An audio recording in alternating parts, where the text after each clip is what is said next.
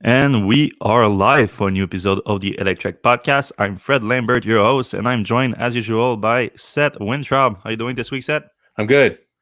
All right, so a lot to talk about this week. We're gonna do, of course, all the big news of the week, especially the Tesla Q1 2020 results. But let's start by the big news of the day, of course, since it's it just happened and it's what is on everyone's mind. We're going to discuss briefly Elon's rant on Twitter this morning because there's a lot of words that are being thrown out there.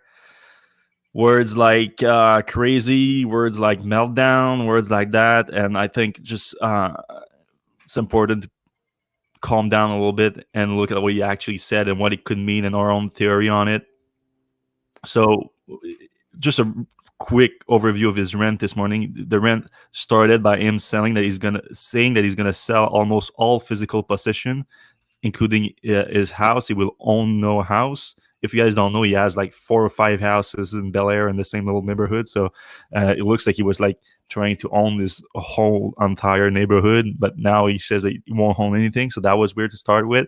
Also, almost all physical possession. I mean, the guy has a plane, so not sure what's going to happen with that. But anyway, so everyone is like, "Oh, what's happening?" And then a minute later, he goes on to say Tesla stock price is too high, MIO, which means in my opinion. So not the first time he said that. A few years ago, he said the same thing, and of course, what happens? Send the stock crashing at first about 6% in a few minutes with millions of shares traded, and then went all the way down to 12%. Now I think it's down. Last time I checked, about 10% today. So that basically wiped out billions worth of dollars in valuation for Tesla. And after that, he went on to his kind of usual now for the past few weeks rant about giving people back their freedom over the shelter orders issued that he called fascist and akin to house arrest that he said in the Q1 conference call that followed Tesla's results. All right, so I'm gonna give my own opinion on it, and Seth can chime in and give his own too. But the way I see it is, I've seen a lot of people because of his rant on the freedom stuff and opening the shelter. A lot of people have accused him of only thinking that because of his wanting for Tesla to restart this business, basically the Fremont factory reopen, and which would of course help Tesla's business, which in turn would help Tesla stock. And Elon needs the stock to be at higher levels over the next few weeks and months in order for him to trigger his stock compensation plan with the first block of stock options requires him right now. He completed all the requirements for the first block of stock option, except for maintaining the high valuation of over 100 billion, I think, for a few months. So a lot of people said that's the only reason why he wants America to reopen, as people have been saying. So my view is that maybe he said that to sort of sabotage his stock option plan in order to show people that he doesn't care about that's not the real reason why he's pushing for it, which I think he's sincere about that. Like we saw on the call, he almost like teared up when he started talking about it. I think he's sincere about thinking. I'm not saying that he's right. I mean that he's sincere about the belief behind it, that the impact of the shelter-in-place orders are bigger than the impact of the virus itself. Again, I'm not saying that's true, and I don't know that to be true or untrue. I'm just saying that he's sincere in believing that, and knowing Elon and how he reacts to critics, the fact that people were saying that he was just saying that for the money, that hurt him, in my opinion, and that might be what triggered him to say that this morning. So that's just my theory out there. Now, I'm not saying that's. If that happened, I'm not saying that that's a good thing either, because he didn't really think about Tesla employees who rely on their stock option for compensation, and they need the stock to be higher for the stock option to be worth anything. They didn't think also of some retail investors who saw their portfolio crash lately, and they saw the Tesla stock as a silver lining in their little portfolio that helped their financial situation. Didn't think of them either, I assume, but I don't know. What do you think? Yeah, so I agree 100%. I think he is definitely being sincere. He definitely believes what he's saying. I where I kind of, and I think you're probably on board with this as well, is I don't think he's gotten the right information. I think, and we'll expand on this over a while. I think maybe his pool of expertise of the people he listens to has kind of like been distilled a little bit into crazy Elon Musk fans and a Mm-hmm. little bit people who aren't really. I mean, over the past few weeks, he's been tweeting out some really sketchy sources on, like the Bakersfield doctors, which had already been debunked by the time he posted that thing. He predicted that COVID-19 would be basically gone from the U.S. By No the end new, of it. no new cases in the No new U.S. cases by April. Mhm. Clearly that's not. That's not the case for sure. Yeah, It's we not the just case. I don't even know, if you're applying the same model to the U.S. I don't even think you can do that. But like, just bad decision, bad decision, bad yeah, decision. Not from the wrong place, but he's yeah. just kind of making. I want to say like he's a product of the environment which he's surrounding himself with. Yeah. And one of my tweets from a couple days ago was like, I feel genuinely bad for him because Mhm. he doesn't have a responsible person around him that he trusts that can tell him to, like, hey, chill out on the Twitter. You're hurting your brand, your personal brand. You're hurting your companies. You're hurting your employees, the people who love you. Like, you're making a really big mistake. And of course, like, those super fans around him are all, like, either cheering him on or like Mm. blindly following him or whatever. Mhm. But like, it's becoming a problem, obviously. And Mm. this is kind of, I guess, the culmination. So let's think about, like, all right, so going back to the tweets, lowering the stock price automatically, that if you're thinking, if you have a very short attention span and maybe you had some Adderall, like, you're like, all right, I'm going to lower my value, but you're also lowering the value of all the people who invested in Tesla, Mhm. and you're setting yourself up for a lawsuit again. And Yeah, there's a lot of question about that, about the lawsuit thing. I mean, I think that's a fair point from you, though. I'm not sure in terms of like you didn't release any new material information, anything like that. So it might be safe on the SEC front. We also don't know if he put that tweet through the board committee that is supposed to supervise his tweet. We don't know that to be true or not. But yeah, it's a fair point. yeah, and I mean, so a normal CEO like Warren Buffett at Berkshire Hathaway has in the past said things like, hey, it seems like the stock price is overvalued right now, or Mm-hmm. irrational exuberance or Mm-hmm. whatever. The problem is Elon, because of all the the 420 thing and all the other stuff, Mm-hmm. is on like double secret probation from the SEC. So he's not. I mean, the settlement with the SEC, besides the 20 million that Tesla had to pay and 20 million that Elon had to pay, was that Elon was not allowed to tweet anything that would materially affect the stock, Mm-hmm. and that is like the definition of what Without going through the proper channels. without going through the proper channels. But Yeah. like, something tells me that didn't go through any channels. Like, Your intuition might be good, but again, we don't know anything about we that. don't know for sure, for Yeah, sure. yeah. I mean, a lot of what you think you say is fair, and so from my point of view, though, like I'm not saying that he's right or wrong about the pandemic. Like you said, though, that he's definitely been wrong about a few things on the pandemic for sure. But I mean, his overall main point is that he think that the response to it is going to have a greater impact than the virus itself. And while right now we just I think we just don't know that for sure either way, because I think we're just seeing the very start of the impact of a reaction to it, because of course the financial impact and how that's going to affect the lives of many, and we know that when the economy crash, it also affects the debt rate and everything. So we don't know exactly the impact of that. We don't know also exactly the impact of the virus itself, though we're starting to have a much greater idea, and now it's becoming clear that the whole thing about the flu death rate and anything like that, it's clearly a bigger threat than what people were saying about the flu earlier, and Elon also said that. So yeah, I think what we know now, he's been wrong with quite a few things about the viruses, but his overall big picture idea, we don't know that to be completely wrong yet.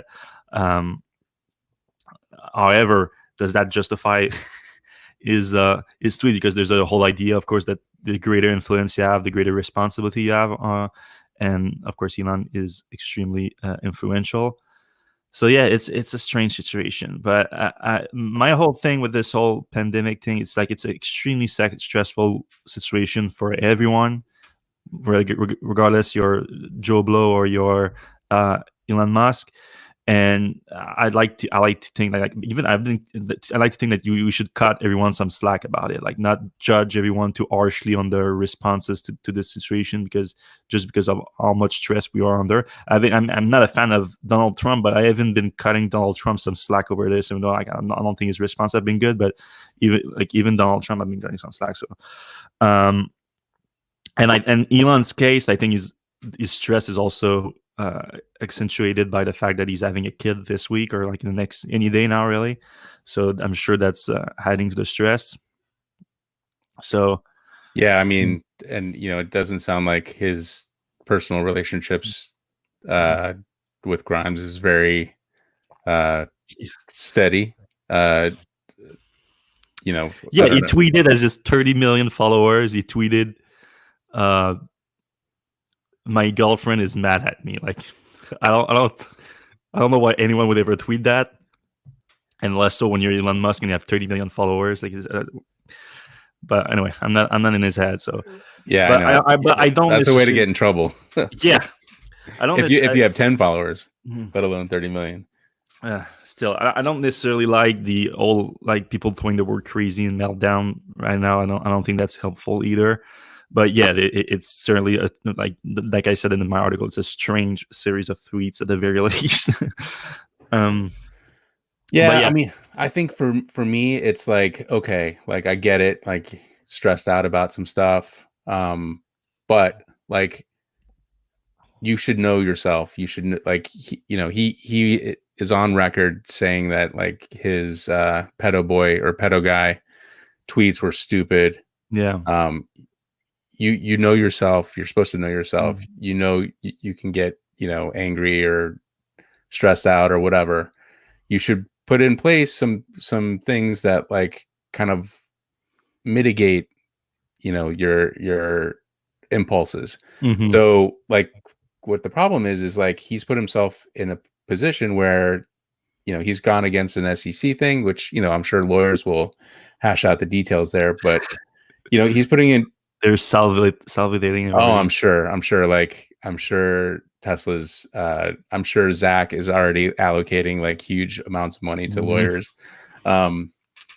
So, like have some control of yourself. And I'm not.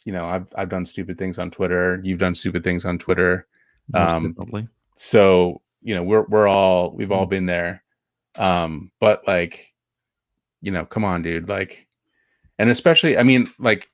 Today's stuff wasn't even that well. The anthem thing was a little weird, and I'm still like not a fan of the freedom stuff. I feel like, hey, you've already made some really bad calls on the Bakersfield doctors have been they've been debunked. He's kind of going around cherry picking some really weird stuff. I'm like, a lot of the people that argue against Tesla, use those kind of wrong science arguments to argue it against Tesla.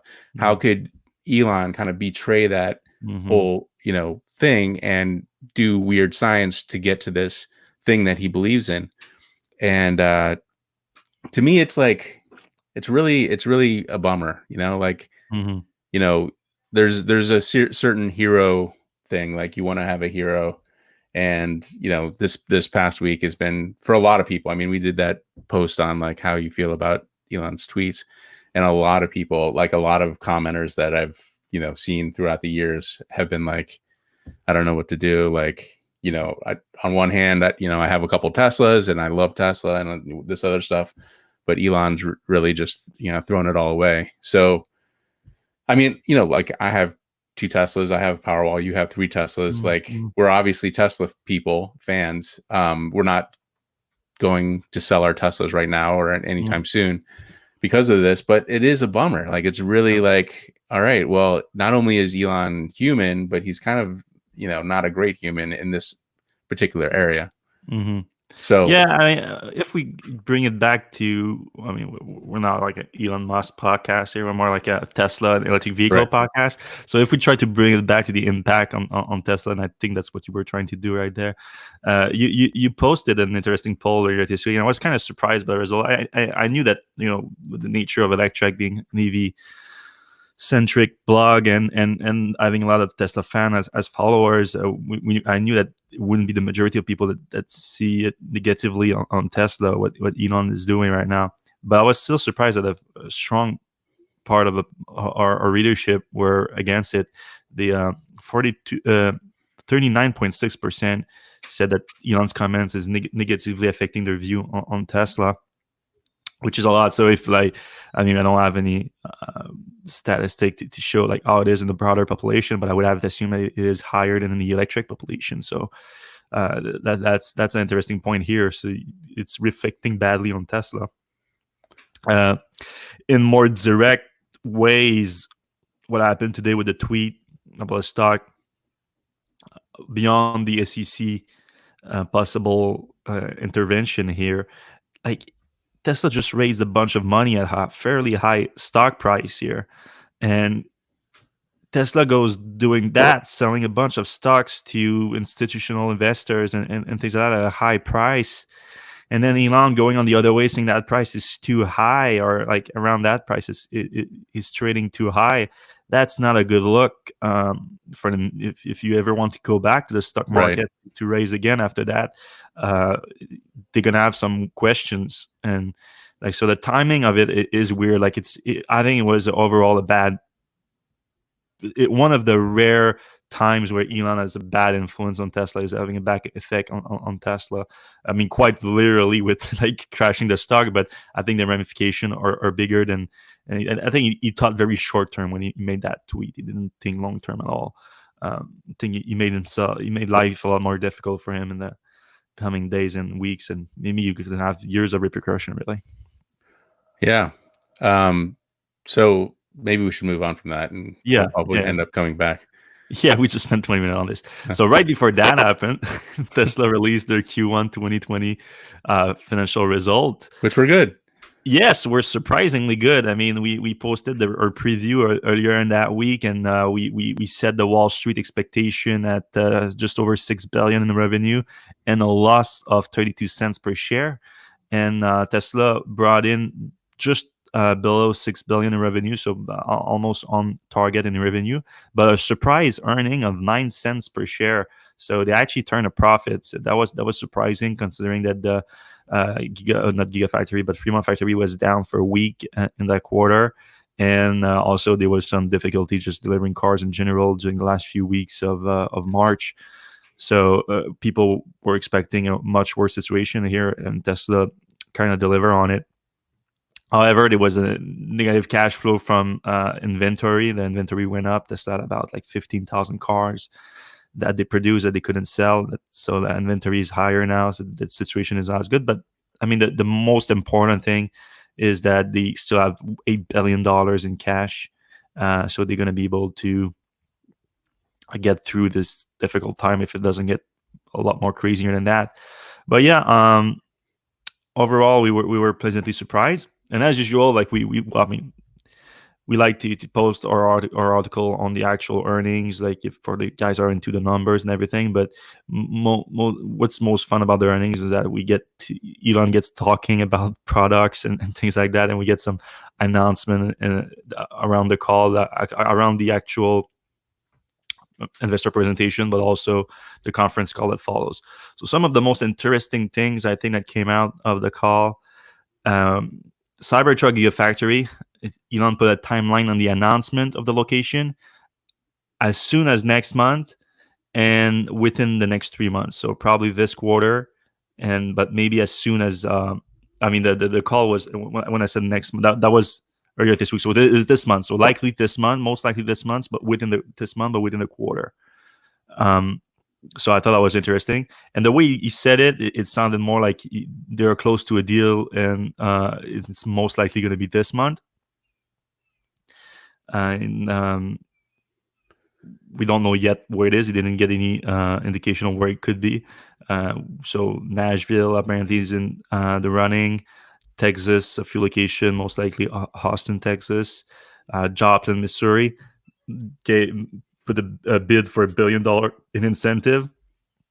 And we learned earlier this week that Wichita, Kansas also put itself in the running and submitted an official bid with Tesla, though we don't know how seriously Tesla is taking those. I thought it was interesting that Elon said that the battery day would no longer be from New York, but it would be from either, which we think it's going to be next month or the month after, or this month, right? May? No, yeah, he did give an update on that too, and he said that it would be most likely, couldn't be sure, but most likely the third week of May.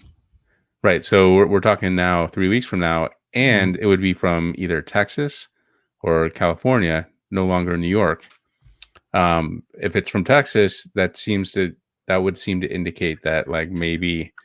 Yeah, a lot of people thought that, but I wasn't so sure right away, because I think we need to put it in the context of the pandemic, really. Like, right.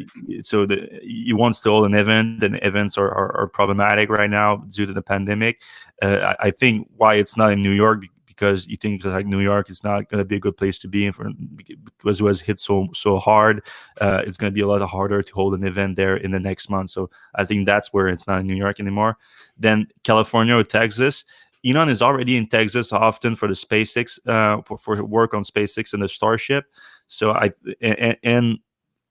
Texas is reopening up too a lot quicker than other states. So he thinks that it's just going to be easier to hold the event there because he's already there, and they're already more open to business than other states. While California is obviously where Tesla is based, and where also they have the pilot production line for the Roadrunner cell production, which we think is going to be part of the announcement. So that would make sense. So it doesn't mean that the factory won't be in Texas. I'm just putting it in context. It doesn't mean that it will be in Texas. Right. The fact that he said that.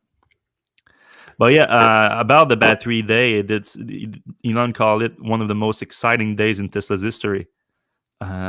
It's going to be. He didn't want to preempt the day with any announcement, but he did hype it up with saying that a lot of exciting news is going to be announced there.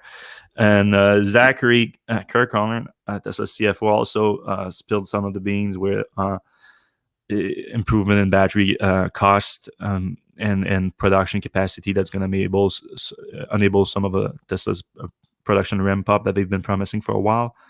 And yeah, that's something we already talked about as part of our report on the secret project Roadrunner, that it's going to be about improving battery cost, improving battery production capacity, and also making some improvement in longevity of the battery cells and energy density. So basically all the most important stuff that goes into making battery cells.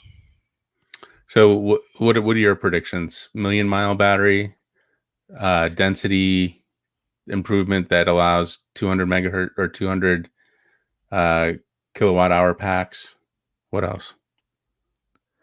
Yeah, I think the main thing is going to be, and this is not, it's not fancy, like it's not like a headline grabbing, anything like that, but it's reduction in capital expenditure to deploy large production capacity, which sounds like a bunch of words that I just made up, but what you need to get out of that is that, believe it or not, is actually the main thing that's going to enable the acceleration of electric vehicle adoption.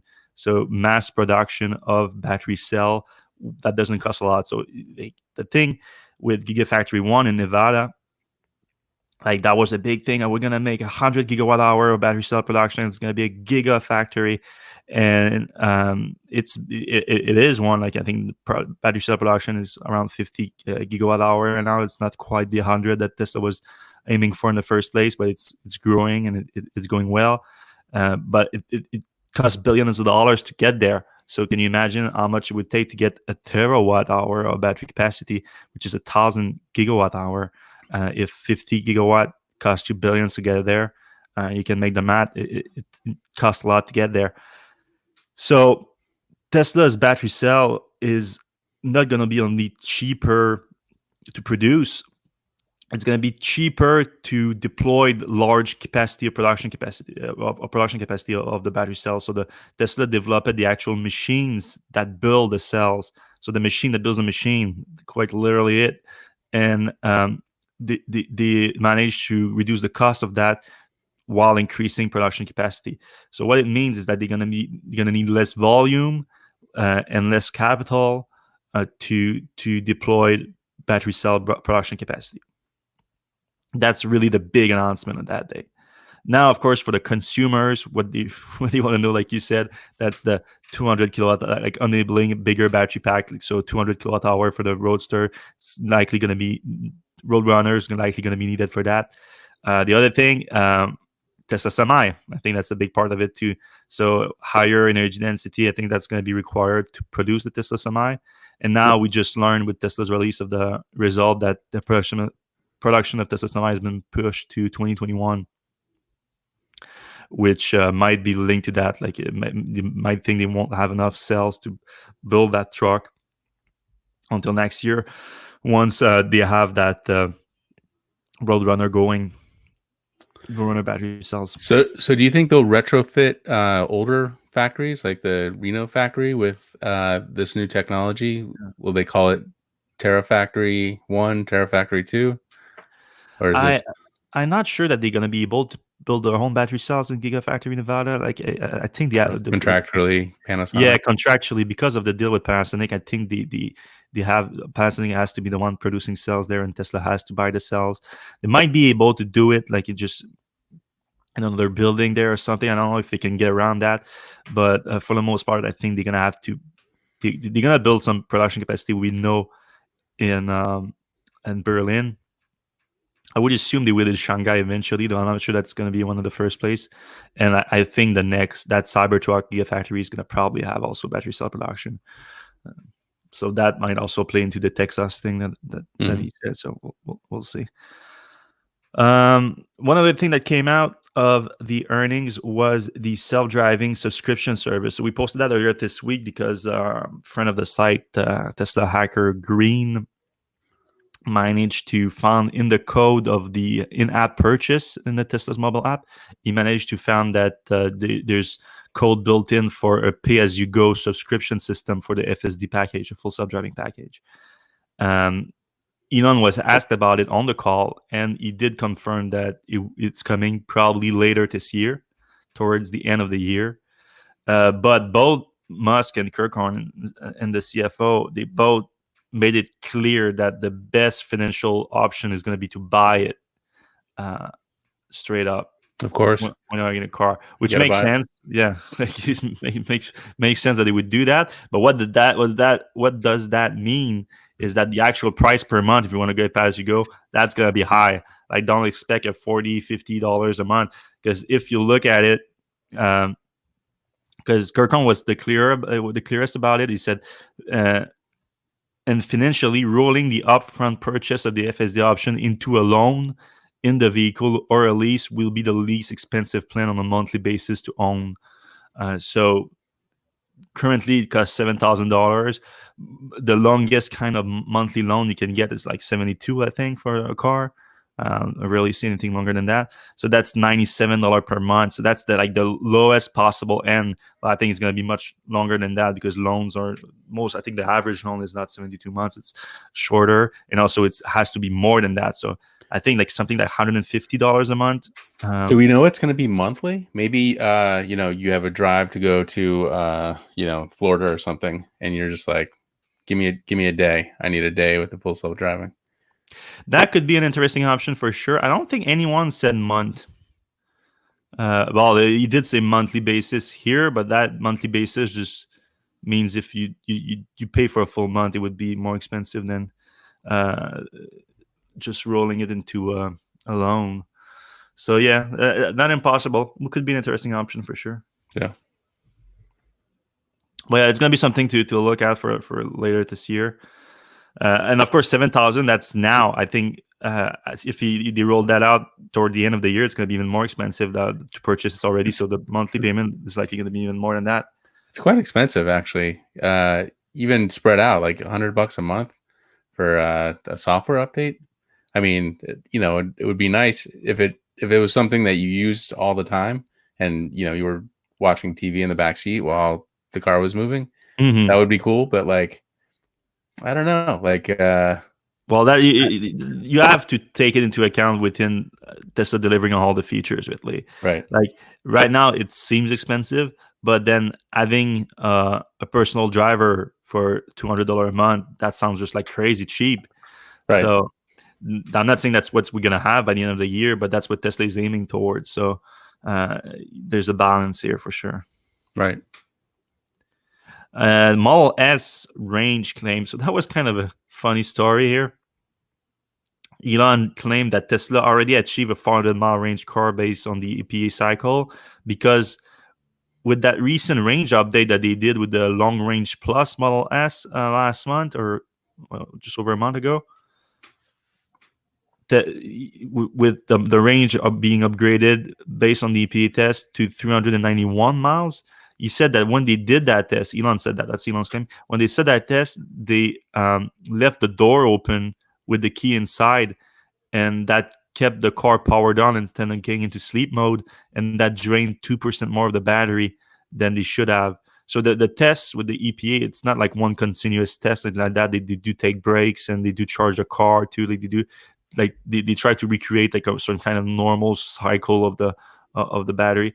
So they claim that during part of that test, when the car should have went to sleep, they did a mistake that led the car to stay awake.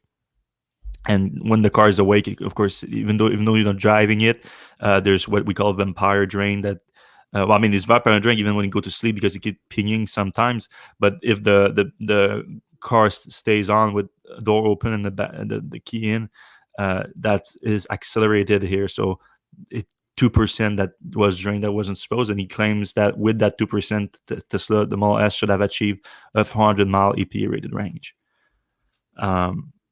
Which is significant on like just a milestone basis, because he's saying that the car is already, so it's not a range upgrade. Your car, if you have a recent Model S, it's already achieving that apparently. So there's no change there. It's just officially the EPA confirming that the car has 400 miles of range. I think it's interesting in the context that a lot of people have been trying for that 400 mile. Like we talked about Lucid recently claiming that the Hair is going to be the first car with 400 miles of range. Of course, the Hair was supposed to come later this year, but we believe that most likely it's going to be pushed to next year. But Peter Rawlinson, the CEO of Lucid, when he talked about that, he did claim something crazier where he said it was like 400 miles of highway driving range, which would EPA would put it closer to probably like 450, even maybe higher than that. So that we're talking about maybe something that different here, which brings me to people talking about Tesla actually achieving the EPA range on your car, which a lot of people say that they have difficulties doing that, which is fair, I think. But it's fair, but at the same time, it depends on how you drive. It depends on a bunch of different conditions. So I think the most important thing here is using the EPA as a benchmark, and Tesla being able to improve on that benchmark to 400 miles. That's still significant. Like it's still efficiency improvement. So I think that's good on that front. But don't necessarily expect to go inside the car and get 400 miles unless you drive like my grandpa or something. Do you browse rad power bikes a lot? I do get a lot of red power bikes ads on Electrek. I mean, I do research a lot of e-bikes on Electrek. Like I'm a big fan of Micah and Mikey and their posts on e-bikes on Electrek. If you guys don't follow that, you should. It's a lot of fun. But yeah, I mean, apparently, Micah just posted that today that e-bike sales are way up in the pandemic. Yep. So I think that if you're used to taking a bus or a train or whatever somewhere, and you can take an e-bike, yeah, It's kind of a good thing to do. Yeah, it makes sense. And so I think it's more the fact that e-bikes manufacturer are ramping up their ad spend among this boost in demand. So that's probably why you're seeing a bunch of ads right Thanks to now. them. They should sponsor the podcast. Yeah, If you're Rad listening out Power, there, Rad Power. give us a shout out. Speaking of e-bikes, you got this one that Micah reviewed. He actually gave it to me. This little $420 e-bike. Still working? Yeah, it's still working. It's pretty fun. It's a fun little e-bike. I mean, it's not like I'm at the limit of being too big for it, but my girlfriend loves it. It's fine for smaller people, and it works great for it's so small. It fits in my Model X, like the bottom part of the trunk. The little bottom part. That was part of the review. Yeah, you can drop it right there, so you can still like use your full trunk and add the little e-bike in there. It's fun. I like it. All right. Powerwall, during the earnings, Tesla also confirmed that it installed its 100,000 Powerwall during the last quarter. So that's total. It's not last quarter, but they achieved it last quarter. So that's interesting because that's something I get asked a lot about. Like, are Tesla even delivering Powerwalls? Like, I have a reservation for like 3 years now. Like, why don't I get a Powerwall? The demand for that is crazy. I would agree probably that Tesla didn't handle the whole process very well, but they just were overwhelmed with demand for the Powerwall. So the rollout has been kind of weird, and depending on where you are, they didn't prioritize installation in places where like electricity rates are low and there's no like large problem with blackouts, anything like that, or brownouts. But the installation keeps ramping up, and now the 100,000 units. And one of the things that's affecting a lot of demand, of course, is in California.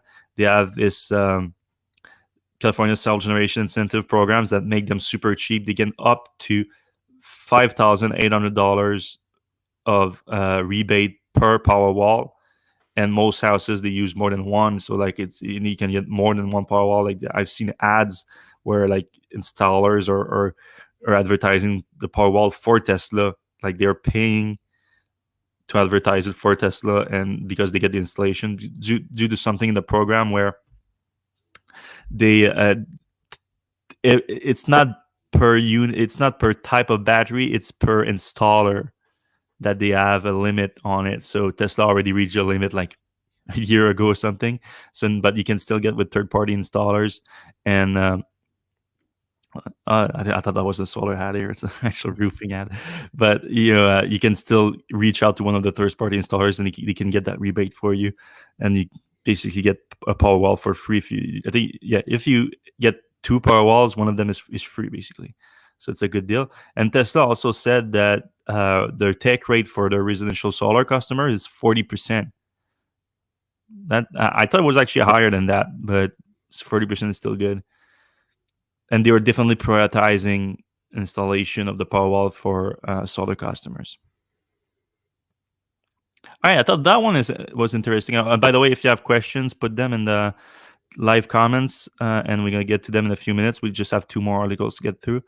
But VW admitting that Tesla's lead in software, and especially self-driving software, is significant in an internal leak communication. So that's direct words from Herbert Diess, the CEO of Volkswagen.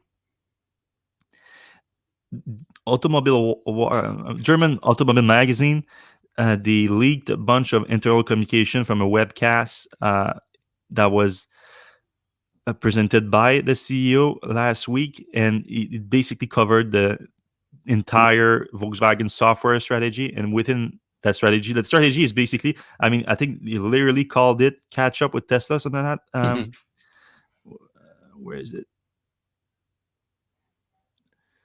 I thought put it somewhere in there, but they put a team together, a team within Volkswagen software team, that their goal is to catch up to Tesla software lead, which they admitted is significant. And he said that it's giving him headaches how much Tesla is good at software. Especially autopilot software, and how Tesla is gathering data, which is something that Elon covered during the call earlier this week. He claimed that Tesla is getting more data, real world data than everybody else combined. So DS said, "What worries me the most is the capability in assistance systems." So he means autopilot. 500,000 Teslas function as a neural network that continuously collects data and provide the customer a new driving experience every 14 days. I'm not sure that's true, the 14 days thing, but whatever. With improved properties. No other automobile manufacturer can do that today, which I think is fair. Though some people argue that Mobileye and now part of Intel is doing something similar, and they are in a lot of cars too. So there's an argument to be made here. But yeah, I think I think it's an interest. You also talk about the overall user experience, which I think is also something that like it gets overlooked a lot. But automakers, they have to look at Tesla as the leader on that. Like so I was glad to hear those comments from it. It boosts my confidence in Volkswagen, really, if anything, because they're looking at the right leader here. Like if you have to look at the leadership and get inspired by it. And when it comes to software, Tesla is the clear leader. I don't think there's an argument there at all, like against that. Yeah, of all the automakers, the legacy automakers, it feels like Volkswagen is taking this electrification situation the most serious at this point.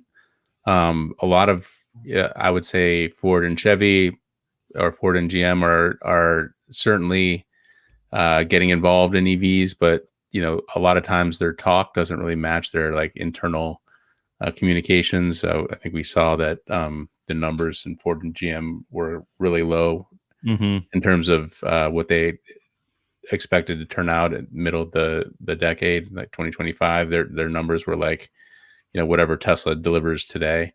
And then, you have the other side of the spectrum with like BMW and Honda. There's Brad did a report today about Honda, or yesterday maybe, Canada CEO saying, electrification is kind of BS.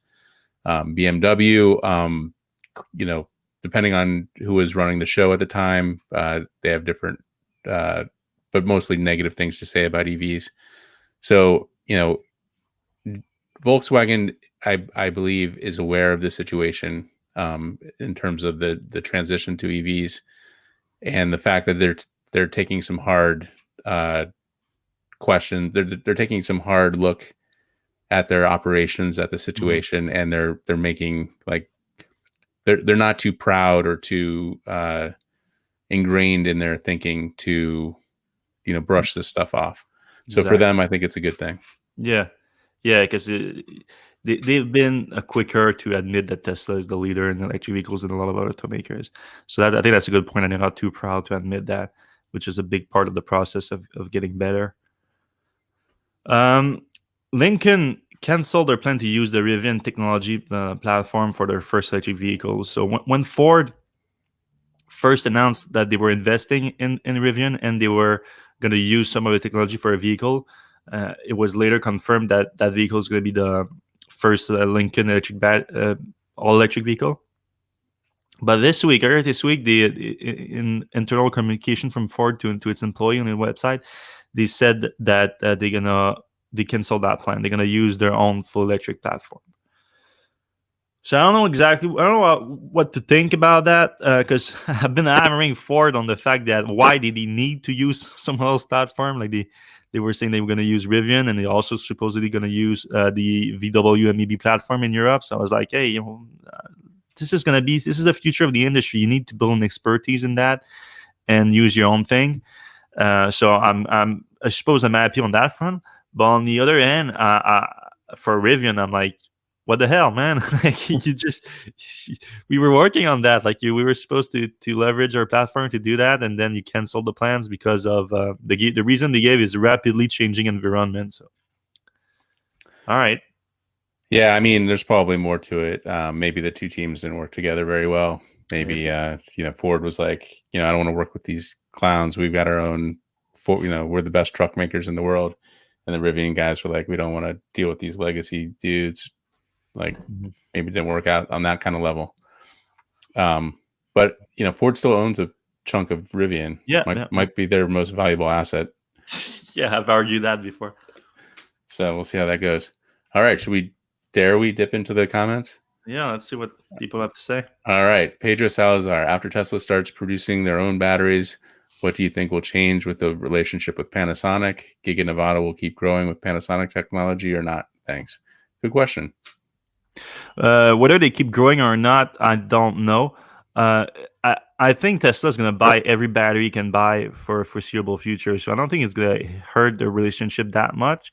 But it's sure clear at this point that the relationship has evolved from being like a battery partner where Tesla will also like develop like new battery chemistry and give it to Panasonic so that he can produce their cell for them and that.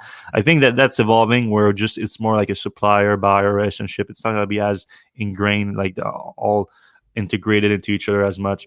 I think I think Panasonic is going to remain an important supplier for Tesla for the foreseeable future. Yep. I agree. Mm-hmm. All right. Christian Vieira, regarding the earnings call, I'm surprised Tesla wasn't asked about how they plan to reopen their factories, production, and workforce with social restrictions in place. I think they talked about that a little bit. Yeah, I mean, Elon has been clear that when you said like reopen everything, he still wants some social distancing measure in place. So that's fair. Also, like Tesla has reopened Gigafactory Shanghai, and Gigafactory Shanghai has been producing cars fairly well despite some supply chains disruptions. So they know how to reopen with better measures to implement social distancing. So I'm not too worried about that, but I'm sure that someone is working on that at Tesla. So the time, the thing about reopening the factories is more about the timing. That's now difficult to pinpoint because of the shelter-in-place orders. SF says once the world is past COVID-19, which we don't know if that's going to happen anytime soon, do you think it will affect electric car sales positively or negatively? I'm worried it's going to be the latter. The legacy car companies are certainly looking for any excuse not to make electric cars. Yeah. So we've seen that in Europe and also actually in China as well, and obviously in the US. So maybe not good. I don't know. I mean, we've seen the early impact in Europe right now. The numbers, what you're looking at, what you really want, really, is I think it's going to affect negatively overall sales of electric cars, but it's also going to affect overall sales of cars.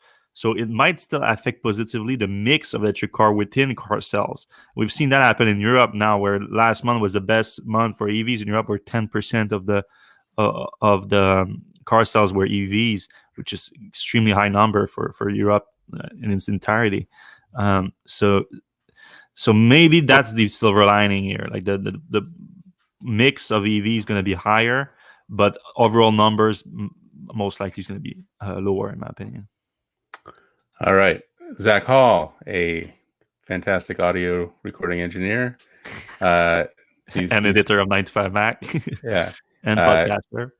He asked, "Please discuss the due date on Monday." Tweet. So it sounds like Elon is going to have a child on Monday. Yeah. Give or take. I don't know if he knows it's Monday, cesarean or whatever. What are the chances that the child has a normal name? 0. I don't remember all of Elon's children's name, but they are all there for sure. And then you had Grimes into the picture. I don't know much about Elon's first wife, with whom he had the children with, but I would assume that she's a little bit more on the normal side than Crime. Not that that's a bad thing. No. That is a bad thing. Like, you can be not normal. I don't care, but it will definitely, I think, result in some. It's going to be like binary, Prince symbol, then like a bird. Like, we'll see. Yeah. Maybe it's just going to be like William. It's going to be John. Yeah. All right. Raymond says, what are your thoughts on the Chinese competitors like NIO, XPeng, Byton? Do you think the U.S. market is ready for a Chinese brand? Yeah.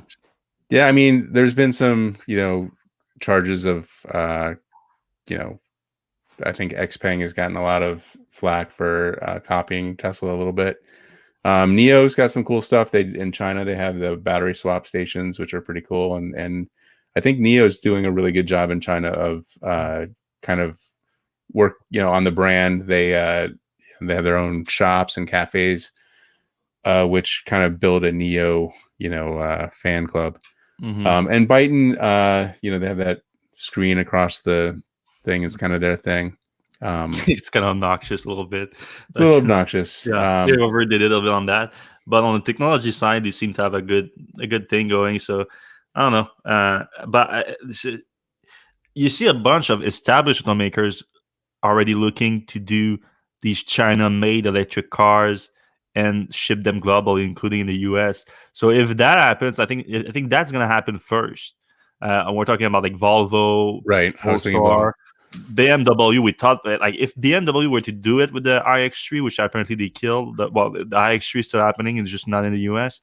I think that would have gone a long way to help Chinese brands to then Chinese car to get into the US under Chinese brand. So there's a big difference between a Volvo making an electric car in China and shipping them in the US than unknown US brand in the US, unknown Chinese brand in the US doing it. You know what? We did see a BYD dealership in Los Angeles, downtown, a little south of downtown, on your way to USC. So BYD is a Chinese brand, although Warren Buffett owns a bunch of it. And they're going to start selling vehicles. And I mean, they definitely were about to sell vehicles. So yeah. They're already doing like trucks and buses. Right? Yeah. Yeah, they're coming. Rich Tier says, I think someone asked Elon whether his tweets had been vetted, probably, and he said no. I didn't see that. Yeah, I didn't see that either. Maybe I missed it. I think we would have seen it.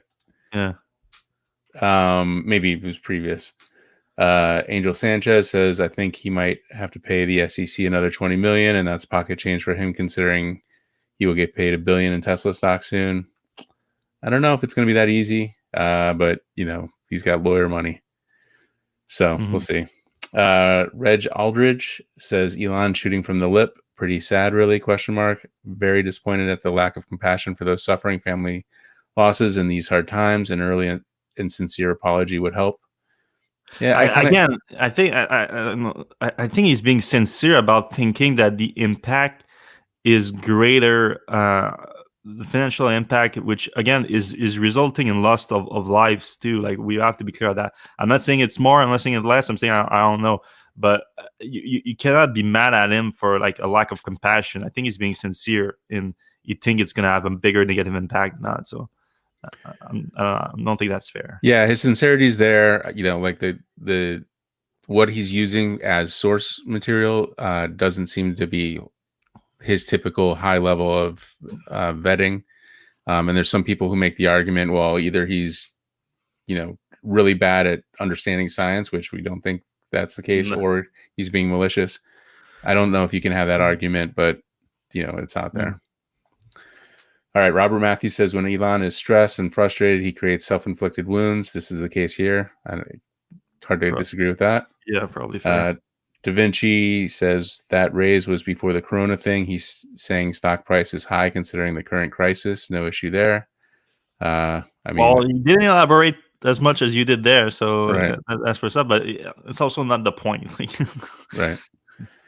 Nicholas Kelly says, how do you think the economy shock and Fremont shutdown will affect Plaid timeline? This guy's asking the real questions. Where's my technology? I think it's not going to help the Plaid timeline. I think, Tesla's trying to keep the cash coming in, and cash is not going to come in. Well, I mean, Plaid's going to bring in some cash for sure, but I think Model Y is where the energy is going for the next forever. And then once they're caught up on Model Y, I think maybe they'll start thinking about Plaid. They're very serial in their direction. What do you think? I mean, the last we heard was like this summer. Yeah, that's coming quick. Yeah, I don't know.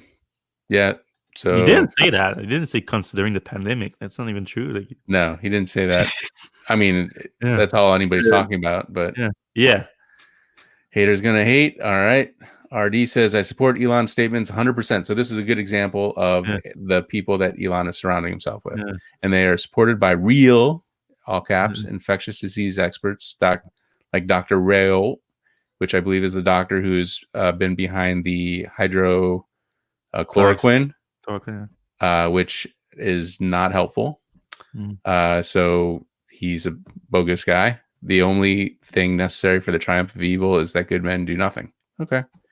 So this is a good example of what we were talking about here. Yeah, and 100%, like Right. really, like maybe, like I said, maybe he's right, but like he's definitely been wrong on this subject too. So You have to at least acknowledge that his statements are not going over well with a huge portion of society. yeah, And if you care about Elon and you care about Tesla, you want him to kind of realize that what he's saying is making a lot of people really pissed off. All right, let's go. Mo Herbert. 5 levels of friendship. The first level friend invites you to a party. Second level friend talks to you at a party. Let's continue with him. Third level friend holds back your hair when you pray to the porcelain god. All right, I don't know if we're going to a good place with this guy. Let's go back to, all right, Joseph Versil. Hey, Electrek, do you live in Boca Raton? Yes. When you're in Florida, are you close to Boca Raton? You're not in Florida right now, but no, I'm on the other side. I'm in Tampa. Oh, that's right. Yeah, okay. So, but we did have Zach, our recording engineer, did spend quite a bit of time there, and he does do, I think that's near all the space stuff. So that's maybe our connection there. Let's see. All right. Dr. Roro has 2 PhDs, but he still got chloroquine wrong. Tons of peer-reviewed papers, science prize awards, world or blah, blah, blah. And, of course, capitalizing actually treating patients in an infectious disease hospital. That's great. He was wrong. Yeah. What's level 3, 4, and 5? Okay, we're going back to Mo again. 5th level friend. All right, this is the kind of friend he needs. 5th level friend convinces you that attending the party is a big waste of time. Elon needs a 5th level friend. All right, there's some stuff. All right, comments are really devolving fast. Yeah. All right, Noodles. Elon was expressing elite frustration. We, the little people, have big challenges, plus paranoia and death is just one bad Uber call away. Public transport is a last resort. Stay strong, peeps. All right. Chase Drum, I think, referring to the autopilot price, thinks it's going to be a lot more than $100 a month. I tend to agree with you, Chase.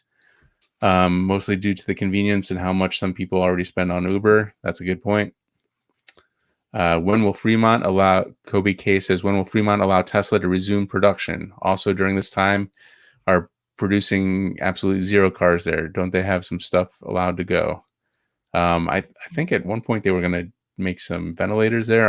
I think they were going to switch the Model Y line or get the Model Y line up and going. I think they're allowed to do like a certain level of maintenance type of work, which I think Tesla is rolling into some factory upgrade stuff and everything, but they are not allowed to produce any car whatsoever. So there's no. And it's clear that that's really frustrating Elon. Yeah. That's kind of the impetus for all this stuff.